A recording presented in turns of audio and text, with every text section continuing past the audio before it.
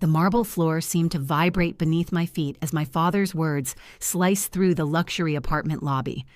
"Stop pretending you can afford this," he announced, voice sharp enough to cut glass. Every head turned our way, realtor, residents, even the concierge at his polished desk. My throat constricted as heat rushed from my chest to my face, a familiar burning sensation I'd known since childhood. My sister Beth didn't miss her cue. "Oh, please," she laughed, the sound like nails on my spine. She tugged her designer bag higher on her shoulder with practiced casualty. "You can't even pay your own phone bill. Why are we wasting this poor man's time?" The realtor, Greg according to his name tag, looked between us, his professional smile deteriorating by the second. His fingers fidgeted with his clipboard as he tried to become invisible. I'd seen that look before, people silently begging to escape the blast radius of my family's disdain. "My name is Nina. I'm 32 and the family disappointment who built an empire. This is the story of how I turned years of belittlement into the sweetest revenge nobody saw coming." I forced my breathing to stay even, counting silently like my therapist had taught me. Every dismissal, every time they'd told me I'd never amount to anything, every condescending look when I mentioned my business plans, it all crashed through me in waves. But today was different. Today I had something they didn't know about. "Actually," I said, my voice surprisingly steady, "I can afford it." Dad's laugh was dry, practiced. "Oh, really? With what? Your tips?" He leaned in slightly, lowering his voice, but not enough. "Don't embarrass yourself, Nina. Some people know their place in life, and you should too." The words hit like they always did, sharp, cold. But this time I didn't flinch. Instead, I looked him directly in the eye and smiled. "Funny thing, Dad. I stopped believing in places a long time ago." Beth rolled her eyes dramatically. "Oh, here we go." The motivational speech. She checked her watch, sighing loudly. "Are we done?" "I have dinner plans with people who can actually pay their rent." The realtor cleared his throat nervously, glancing at his tablet before turning toward me. Ms. King, would you like me to show them your penthouse first or your second property down the street?" He'd been briefing me on both properties when they arrived for the meeting I'd arranged, not realizing I was bringing my family along. For 3 perfect seconds, nobody moved. Dad's mouth opened slightly, but no sound emerged. Beth froze, her practiced smirk sliding right off her face. The words, "your penthouse, your second property," hung suspended in the air between us. I turned toward the realtor, careful to keep my voice even. "The penthouse," I said softly. "It's more private." As I spoke, I watched their faces transform. It wasn't spite that made me savor this moment, but survival. For the first time in my life, I didn't feel small. I wasn't the disappointment, the cautionary tale, the punchline to family jokes. I was seen. Dad's jaw tightened visibly. "You're joking," he muttered. "You're lying to make us look bad. Again." I met his glare directly. "No, Dad. You did that all on your own." The elevator chimed its arrival. Gold-trimmed doors slid open, and I stepped inside first. My reflection multiplied in the mirrored walls. A woman who had finally stopped apologizing for existing. "Coming?" I asked lightly, as though offering them a ride to nowhere important. Beth hesitated, uncertainty flickering across her features. Dad looked like he wanted to speak, but couldn't find the right insult to hide behind. They followed in silence. As the doors closed, their reflections disappeared behind me. For the first time, I was walking ahead, not away from them, but beyond them. The elevator opened with a soft bell, and afternoon sunlight flooded in. The penthouse stretched before us, vast, open, breathtaking. Floor-to-ceiling windows revealed the city skyline bathed in golden light, the metropolis sprawling below like artwork I now owned. Beth froze, her phone slipping slightly in her manicured hand. "Wait, this is yours?" Her voice cracked on the last word. I nodded, allowing myself a small smile. "Yes, I closed last year." Dad walked in slowly, his expensive shoes clicking against imported Italian marble. His expression twisted between disbelief and something darker. The look of a man whose world was suddenly refusing to follow his rules. He turned to me sharply. "How?" You didn't even finish college. You quit your stable job, you dash dash. I started my own company, I interrupted, maintaining eye contact. It wasn't easy, but I did it without loans, without handouts, and without your help. He scoffed, shaking his head. Impossible. You were always the irresponsible one, always chasing dreams that don't pay. I let the words hang before responding. Not everything I built was for your approval. The realtor, still standing discreetly by the door, cleared his throat. If you'll notice, sir, the penthouse includes a private elevator access, rooftop garden, and unobstructed skyline views. Ms. King also owns the adjoining suite currently under renovation for her design studio. Beth blinked rapidly. You have a studio too? 2, actually, I said. 1 here, 1 in Los Angeles. Her lips parted in disbelief. You moved to L.A.? I ran my hand along the smooth kitchen counter, feeling its cool surface under my fingertips. I didn't move. I expanded. Dad forced a bitter laugh. All this just to prove something to us. No, I said, turning to face him, to prove something to myself. He said nothing, but something flickered in his eyes, a reluctant pride he didn't want to acknowledge. Beth attempted to recover with sarcasm. So what? You're rich now. You think money changes who you are? I turned toward her, meeting her defensiveness with calm clarity. Money doesn't change who I am. It just changes how you see me. The silence that followed was heavy, the kind that forces people to see themselves clearly, perhaps for the first time. The realtor smiled nervously, sensing the tension. Would you like to see the balcony, Miss King? It offers one of the most exclusive views in the city. Yes, please. He opened the sliding glass doors and the wind rushed in, clean, crisp, carrying the scent of freedom I'd chased for years. The view stretched forever. Glittering towers, silver spires. The heartbeat of a city that had once ignored me now spread beneath my feet. Beth stepped out beside me, her voice barely audible over the wind. I honestly thought you'd end up living with Dad forever. I glanced at her, finding no anger within me anymore. So did he. Dad's reflection appeared in the glass behind us. His voice, uncharacteristically uncertain, broke the silence. Nina, I didn't know you were doing all this. I know, I said quietly. You never asked. For a moment he looked smaller, like the father who once read me bedtime stories before ambition hardened his heart. I took one last look at the skyline before turning back inside. I think we're done here, I told the realtor. He nodded. Of course, Miss King. I'll email the renewal paperwork to your assistant this evening. Beth's eyebrows shot up. Assistant? I nodded. Yes, Olivia handles the schedule I used to dream about having. Dad remained silent as we left, his wordlessness following us into the elevator like a physical presence. As the doors closed again, I caught my reflection. Stronger, calmer, completely free from needing their approval. This time, I wasn't the daughter who failed. I was the woman who built everything they said she couldn't. The city lights shimmered outside as evening descended, but inside my penthouse, everything felt strangely still. After my planned reveal, Beth had stormed out, muttering something about needing fresh air, though we all knew she simply couldn't bear sitting in a space where she wasn't the center anymore. Dad, however, had asked if we could talk privately, and I'd agreed. The echo of their disbelief lingered in the air like smoke after a fire. I stood barefoot on the balcony, cool wind brushing against my skin, a glass of water in my hand instead of the champagne most people expected from successful women. Success never tasted like victory to me. It tasted like exhaustion and quiet vindication. I heard soft footsteps behind me. Dad had stayed.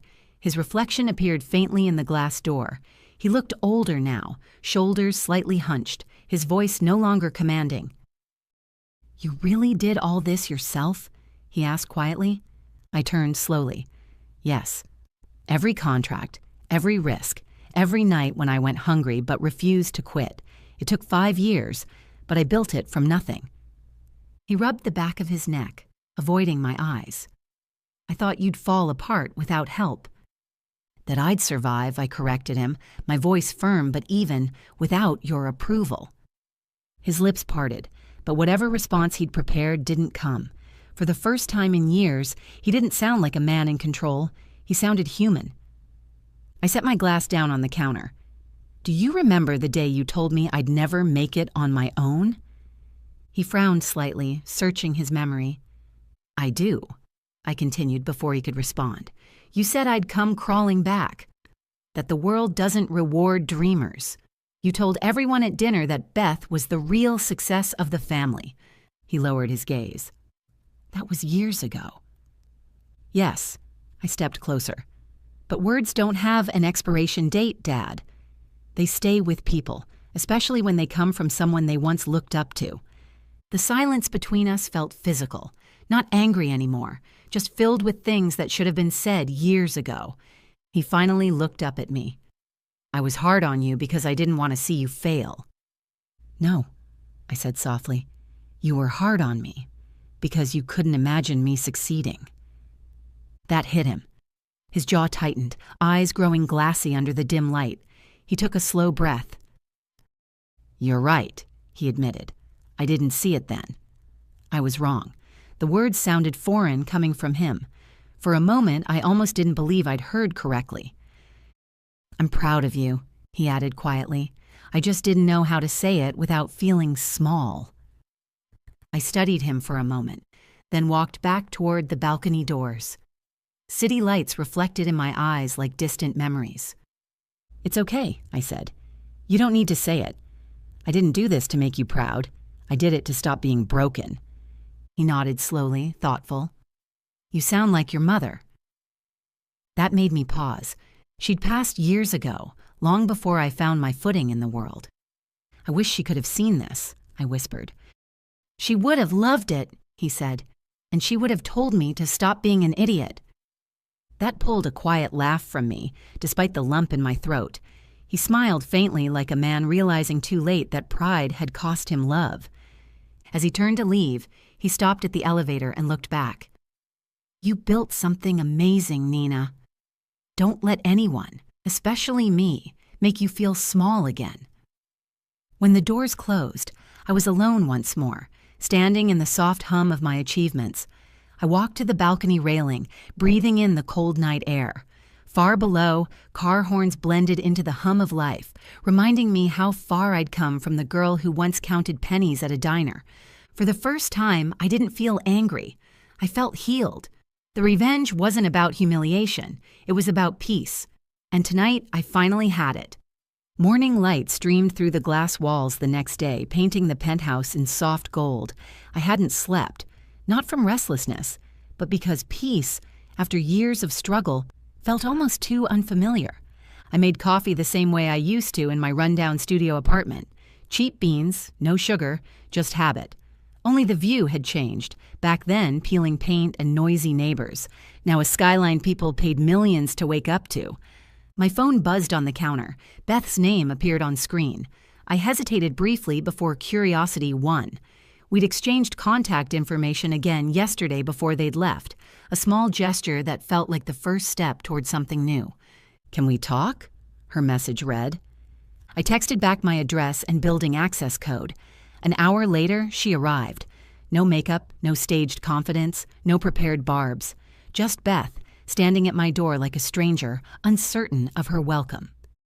"You came early," I noted, opening the door wider. "I didn't sleep either," she murmured. "Can I come in?" I nodded and stepped aside. She entered slowly, eyes scanning the space as if still processing its reality. "It's beautiful," she whispered. "Everything about it. It's so you."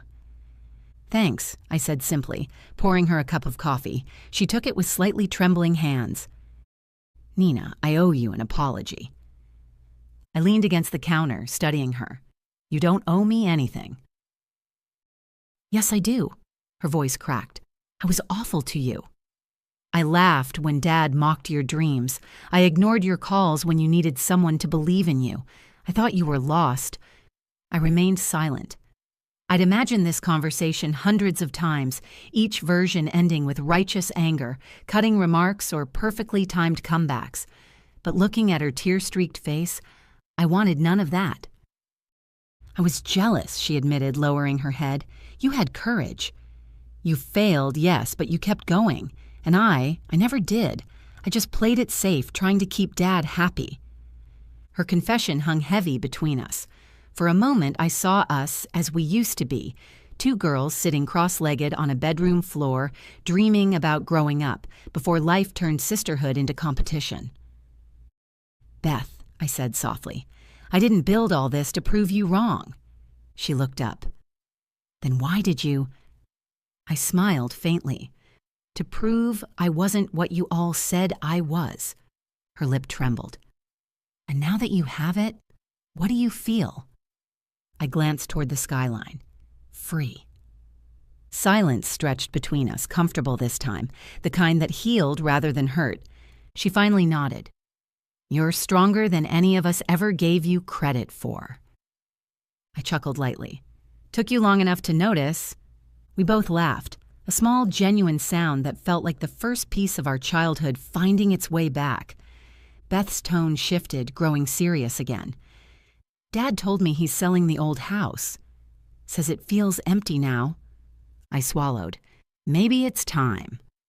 She looked down at her cup. He regrets everything, Nina. He told me he wishes he could take it all back. I turned away, blinking against the sudden sting in my eyes. Regret doesn't rewrite history. No, she said gently, but maybe it starts a new one. Her words landed deeper than she knew. I walked to the balcony, the same spot I'd stood the night before, the same wind wrapping around me. Do you know what the hardest part was, Beth? I asked quietly. She shook her head. It wasn't the nights I went hungry. It wasn't the people who doubted me. It was realizing that my own family, people I loved, saw me as a failure. That broke me in ways success can't fully fix. Beth's eyes glistened. I know, she whispered, and I'll spend every day trying to make it right. Something inside me softened. I reached out, placing a hand on her shoulder. Then that's enough.